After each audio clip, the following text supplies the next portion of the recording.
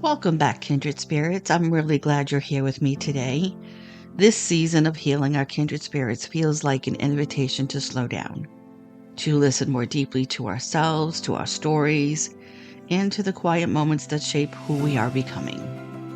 This podcast is a sacred space for healing, reflection, and connection, where stories are honored and you are welcome wherever you are on your journey. My hope is that as you listen, you feel inspired to bring what resonates into your own life, maybe inviting more joy, maybe a little bit of light, and hopefully some meaning along the way. So let's get started. Hello and welcome. Sometimes I get ideas for episodes based on something that I've seen or read or heard. And today's topic of remembering your why, WHY, happened because of this tiny little decal that I saw online that said, remember your why. Simple but impactful. It stuck with me, but I just ignored it. Holidays were busy, had a lot going on. But when I ignored it, it kept coming up on other pages, on other sites, and shown to me in other ways. Maybe perhaps as an example of a tattoo, similar along those lines. And those who know me know that signs from the universe is something that I pay attention to. So I started doing some research. And it was confusing at first because I associated remembering your why with finding your purpose. And that is not true. Well, not at least not in the way that we think it is. So today we're going to explore a little bit about the difference about remembering your why versus your purpose. And we'll talk about how they work together and they work separately. And we'll talk about how you can remember your why again. Because there are moments in life when we don't lose hope, but we do lose clarity. And when the days feel heavier than the dreams that we once carried, when survival quietly replaces inspiration, and sometimes without even realizing it, we forget our why. Not because we don't care anymore, not because we failed, but because life has asked so much of us. So today we're going to talk not about finding your why, but about remembering it. And you may be asking, well, how can I find my why? Throughout the podcast, you will figure out how to find your why. Because your why is not something you invent. It's something that you return to. So what's the difference between remembering your why and finding your purpose? Your why is the heartbeat. It's the reason you care, the thing that moves you, the story underneath your choices. Your why is emotional, personal, and often rooted in your lived experiences. To remember your why, it sounds like, I do this because I don't want anyone to feel as unseen as I once was. I keep showing up because connection matters to me. I create because healing through storytelling is how I make sense of life. Those are some examples of what your why could sound like. Your why doesn't need a job, a title, or a platform. You carry it with you, even when you're tired, even when life gets messy. And sometimes you don't lose it. You just forget it under grief, burnout, disappointment, or even many times in my case, doubt. That's why we talk about remembering your why. It's not about discovering something new. It's about coming back home to what was always true about you. And your purpose, on the other hand, is the path. It's how your why takes shape in the world. Purpose is expressed through roles, seasons, forms. Maybe you're a teacher, a healer, a storyteller, an advocate, a parent, creator, listener, guide, coach. But here's the thing that people don't say enough. Your purpose can change without your why ever changing. Let me say that again. Your purpose can change without your why ever changing. You might express your why through one career, one relationship, one project, and then life shifts. You have health changes, loss happens, a door closes, and a new season begins. Your purpose is constantly evolving because your life evolves. Before I share anything else today, I want to speak from the most honest place I know, my own life. Because when I talk about remembering your why, I'm not speaking in theory. I'm speaking from experience, from loss, from reinvention, from the moments when I thought I had lost the very thing that made me who I am. And I've touched on this in many other episodes, but if you're just joining this episode, just indulge me. Or if you've heard it, just indulge me. And maybe as you listen, you'll hear a little of your own story as well. For many years, I was a nationally board certified licensed massage therapist, massage therapy instructor at a technical college, and I also had my own private holistic healing practice. I've done many other things, but those are the things that really defined my why. My teaching job gave me financial stability, but my private healing practice, that gave me emotional and spiritual fulfillment. That was never meant to be a job for me. It was never about making money. It was about putting my passion into action, much how this podcast is. I will never and have never had any inclination to monetize this podcast. This podcast is my why. The passion that I feel is my why. This podcast is my purpose. So in 2017, when I became very ill and had to leave my teaching position, I had to step away from anything connected to my private practice. It broke me in ways that I wasn't prepared for. Even though I had given up my office space years earlier because I was so busy teaching, I still saw people occasionally who truly needed my help. I never advertised for what I did. People found me through word of mouth or through connections. And when I lost the ability to help people the way I always had, I was crushed. I had wrapped my entire identity around being of service. And when I could no longer do that, I felt defeated. I felt sad. I felt depressed. And honestly, I was very angry because I didn't ask for these health challenges, but medical decisions were made by a professional who chose wrong. And I paid the price for that. And I'm still paying for that with my health and well-being. I went through many years of mental health therapy starting in late 2017 by my own volition because I could feel myself being pulled down into a dark place. And that scared me. Being of service to others and helping people was my why. Teaching was my purpose. And even though I still had the passion, I couldn't have a purpose. Not being able to live my purpose with my passion, what I now understand as my why, was devastating. Over and over again, my therapist would gently tell me, even though I could no longer do what I used to do or do it in the same way, that I owed it to myself to find a way to still live with what I was passionate about. And I had to do it in a way, and I could do it in a way that didn't hurt my body or cause me more physical pain. But I resisted. I resisted that advice for a long time. And I think it was for many reasons. I lost my confidence. I had lost my spirit a little bit. And for years, actually, I just existed.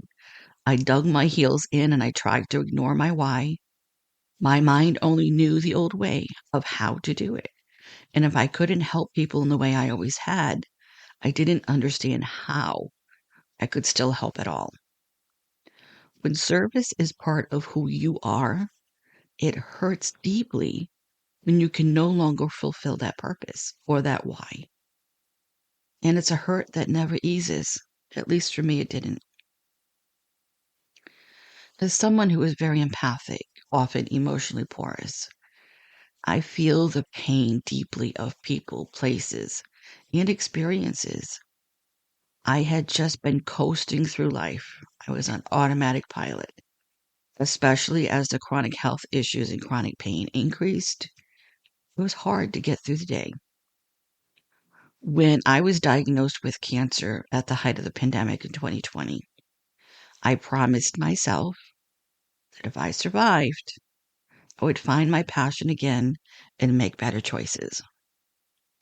And honestly, how many times have we made that promise and we don't follow through? Well, it wasn't until the middle of 2023, almost 3 years afterwards, when I felt so sad and so lost that something changed.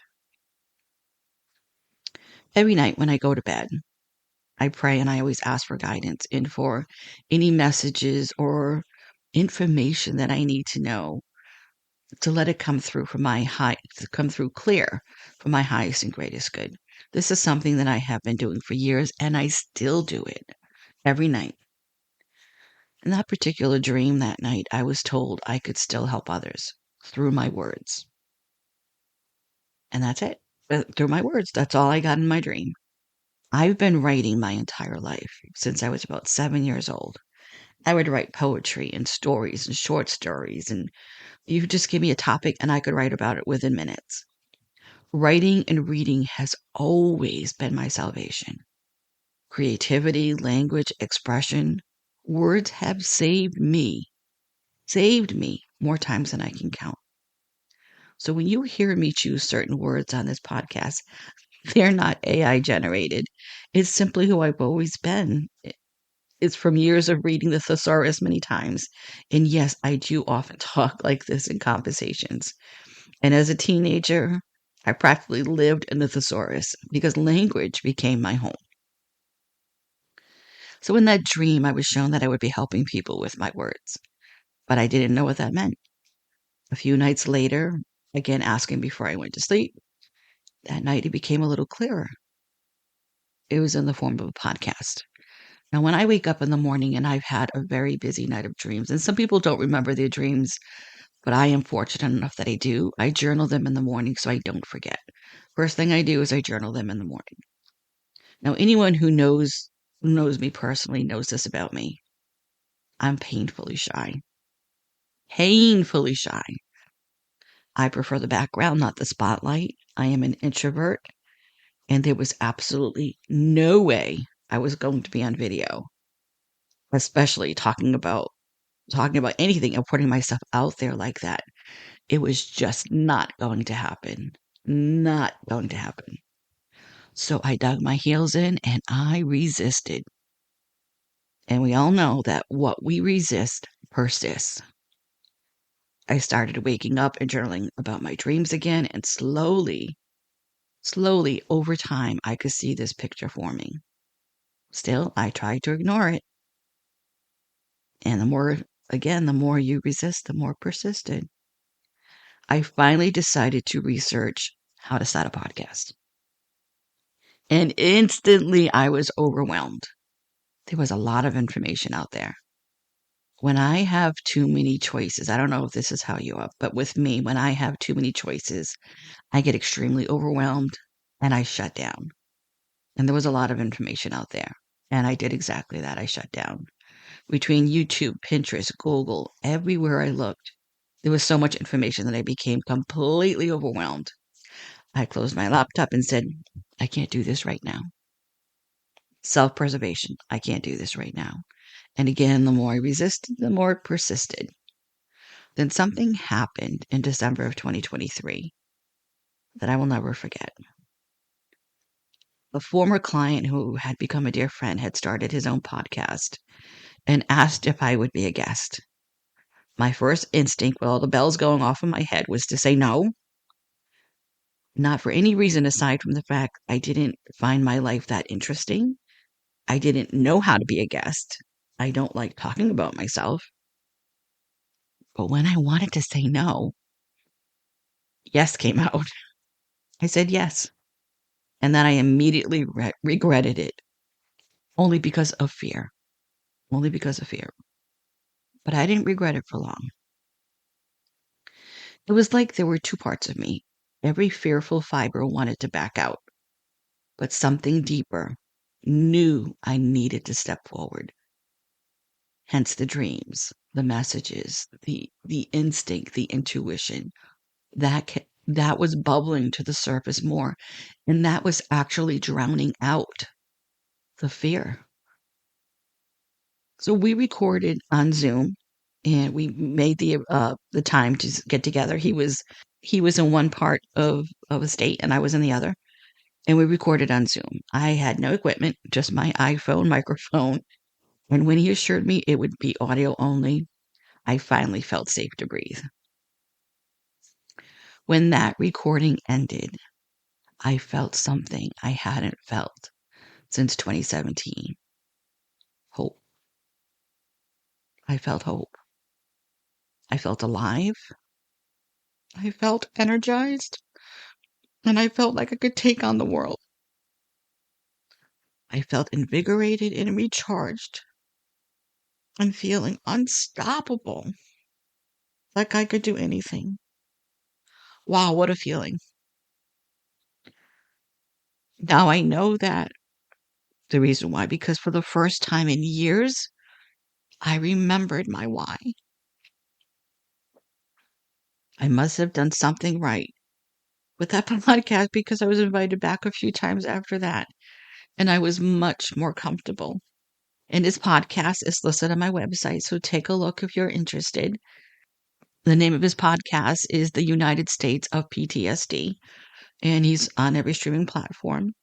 So in January of 2024, I started researching again, this time with a little bit more ambition behind me, because I realized I could create an audio only podcast. No video, no spotlight. That was it. I was committed. As long as I didn't have to go on video, I was good. It took most of 2024 to truly get myself there.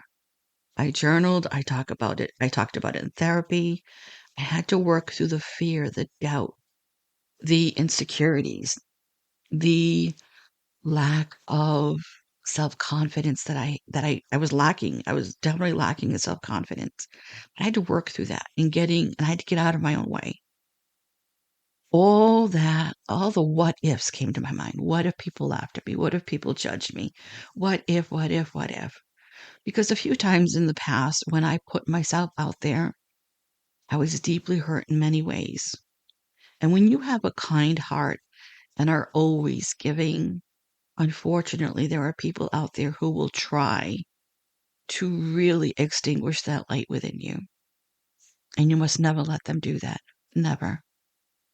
Money was tight, but I knew I needed just a few things. I researched microphones and finally bought one for under $60 on Amazon using a gift card that I had gotten for my birthday. And now I'm someone who tends to overthink everything. Hello, analysis paralysis. Does that sound familiar? Maybe you're like that too. I overthink everything. I even have a little magnet on my refrigerator that says, hold on, let me overthink it. And I actually bought one for a friend of mine as well. When I bought the microphone, I found a free editing program. I already had good noise canceling headphones. That was it. That's all I needed.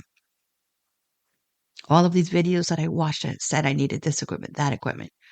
I was just, okay, let's just start with this.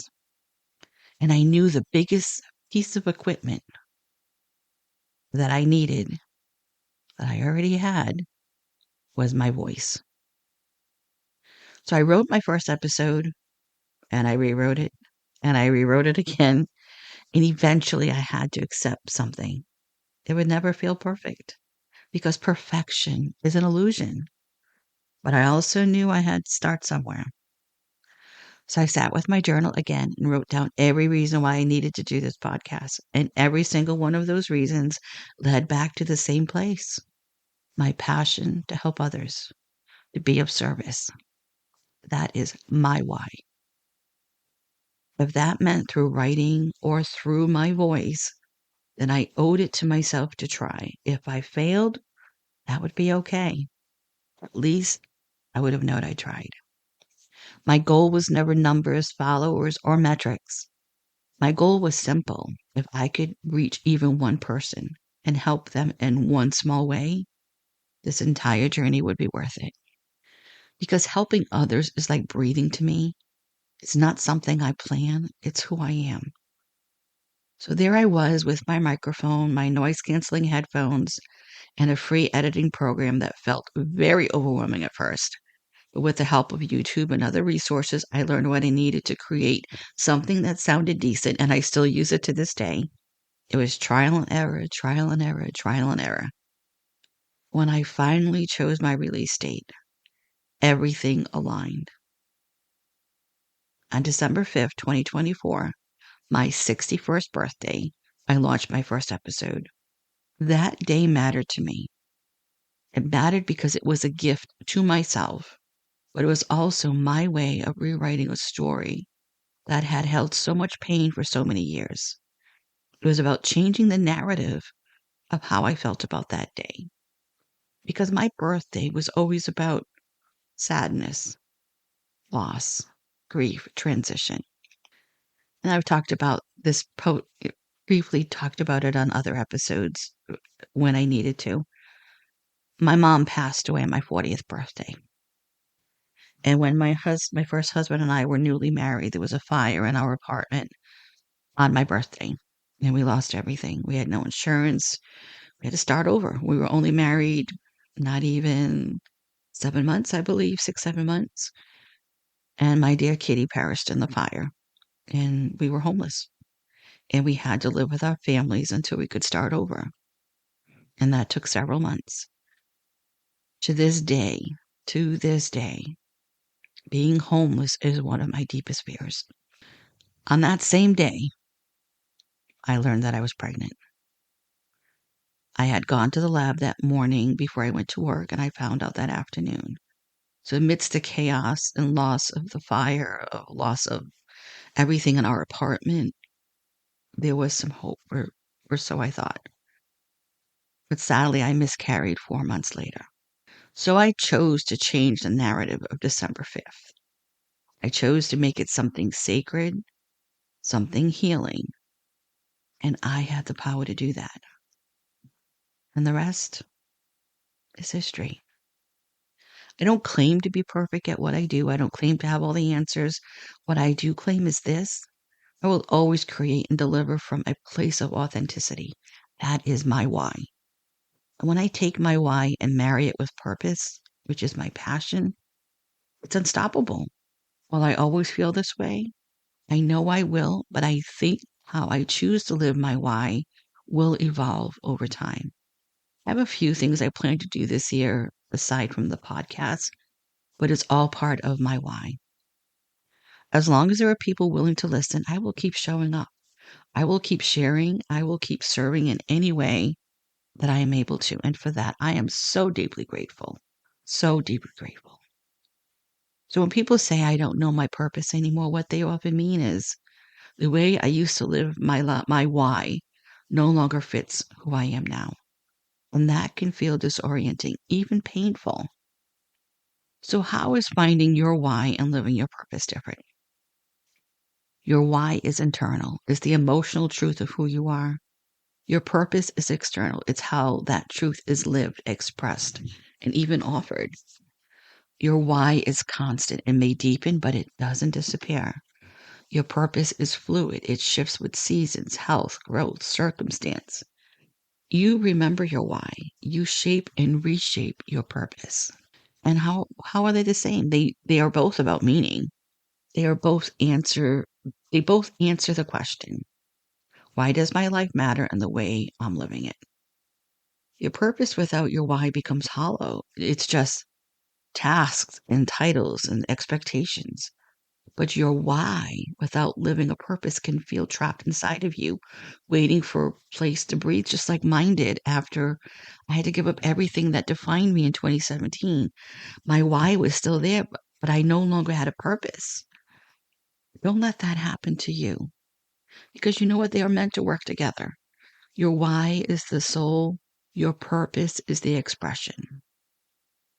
And here's the gentle truth. If you're in a season where you feel lost, uncertain, or like you've outgrown the version of your life you once knew, and we've all been there, it doesn't mean you've failed your purpose. It usually means your soul is asking for a new way to live your why.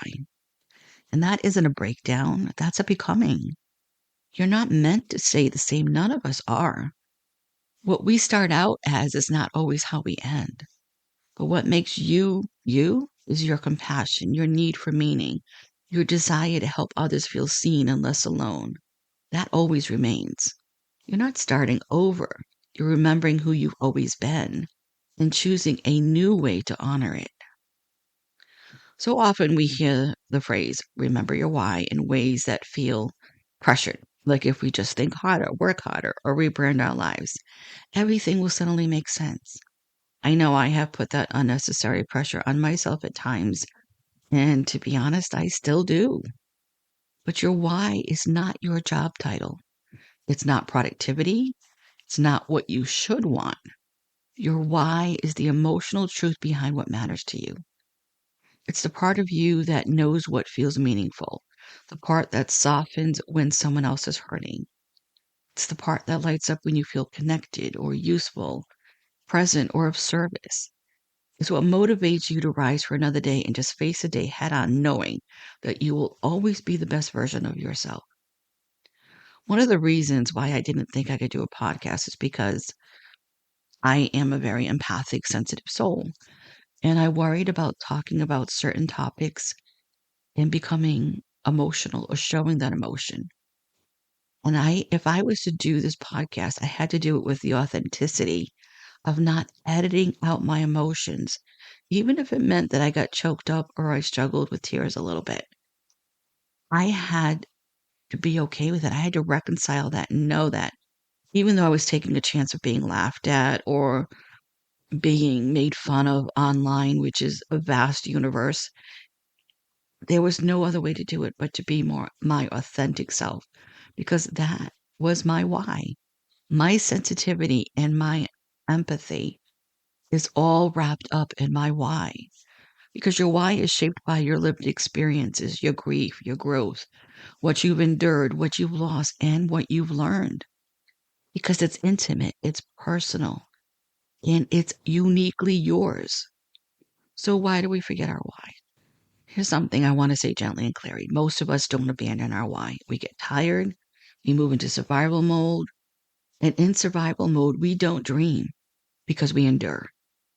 We have to just plug ahead, keep moving ahead. No matter what's going on, we have something to finish, we have something we need to get done. It's part of life. We have responsibilities. Does that sound familiar to you? Have you ever done that? But life has a way of pulling us into responsibilities and health challenges, grief, even transitions and expectations we never asked for. For me, it was chronic illness. Some people, it's caregiving, loss, grief, disappointment, feeling unseen, feeling like what you give doesn't seem to matter. And slowly, quietly, we begin to operate from getting through instead of living from the heart. Sometimes we don't even notice it happening. We just wake up one day and think, I know I'm doing things, but I don't feel connected to myself anymore. I can imagine many of you nodding in agreement with this because I still do it. I still do it from time to time because I doubt myself. I think we all do. And that can feel scary or confusing or lonely. But I want you to hear this. Forgetting your why does not mean you've lost it. It just means you've been carrying a lot.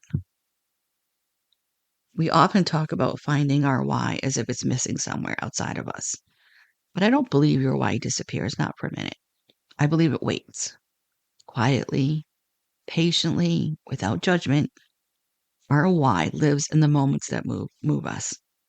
It's in the pain that taught you compassion and the people you instinctively want to protect. It's in the stories that stay with you long after the moment has passed. Your why is not something you chase, it's something you come home to. For me, there have been seasons when I questioned everything, and I still do. Moments when my health, experiences, or even the way life unfolded made me wonder if what I was doing still mattered, if I still mattered. And in those moments when I first started podcasting, it was tempting to measure everything by outcomes, by numbers, by visibility, by likes, by shares, by subscribers, by whether anyone was listening. But when I stopped asking, is this working? And started asking, does this still feel true to who I am? Something inside of me softened. I remembered that my why was never about recognition. It was about connection, about holding space, and about reminding people they are not alone in what they're carrying. And when I returned to that, I felt like myself again. Not louder, not bigger, just truer. So if you're in a season where you're disconnected from your why, I want to offer you a quiet moment right here. You don't need to fix anything. You don't need to decide anything today. Just listen inward, and you might gently ask yourself, and maybe journal these as well, what breaks your heart open when you see it in others? What kind of pain do you instinctively want to soothe? When have you felt more like yourself? The most important one, who were you before the world told you who to be? No pressure, no fixing, just remembering. So if you're listening today and thinking, I don't know what my why is anymore, I want you to hear this with tenderness. You are not behind. You are not broken. You are not failing. You may simply be tired. You may be grieving or changing. And sometimes remembering your why doesn't come out as clear, but sometimes it comes as a feeling, a quiet knowing, a soft ache toward what matters, a longing to make something gentler in the world. That is not nothing. That is the beginning. Your why doesn't disappear because life got hard. It doesn't judge you for needing rest. It doesn't demand perfection. Because many times we are dealing with life, and that's hard for many of us, between burnout and emotional exhaustion, chronic illness, physical limitations, grief, loss, life transitions. We get discouraged when things don't work out. We feel unseen, unsupported, or even misunderstood. You're not framing forgetting as failure. You're naming it as a human experience. And you know what? We are all kindred spirits having this same human experience. Sometimes we don't abandon our why. We just get tired and we go into survival mode. And in survival mode, we don't dream, we endure. But it waits for you. It waits for you until you are ready to remember. And when you do, it doesn't always lead you back to what you were doing before. Sometimes it leads you forward into a new expression of who you are becoming. But it will always feel like truth and authenticity. It'll feel like alignment, like belonging inside your own life. Because your why is woven into the moments that moved you, the people you longed to protect, the pain that taught you compassion, and the hope you never quite let go of. Before we say goodbye, I just want to gently remind you that you don't have to walk this journey alone. And it is my hope that something you heard in our episode today or any of the episodes you've listened to resonated with you, and it may be something that you can take with you to use in your life or on your own healing journey. And if something in today's episode spoke to you, you're always welcome to connect with me beyond the podcast. You can find more reflections, resources, and moments of comfort on our website, on social media, and on YouTube. And all of those links are waiting for you in the episode description. If you ever felt called to share your story, ask a question, or simply reach out, please do. You can email me anytime at healingourkindredspirits@gmail.com.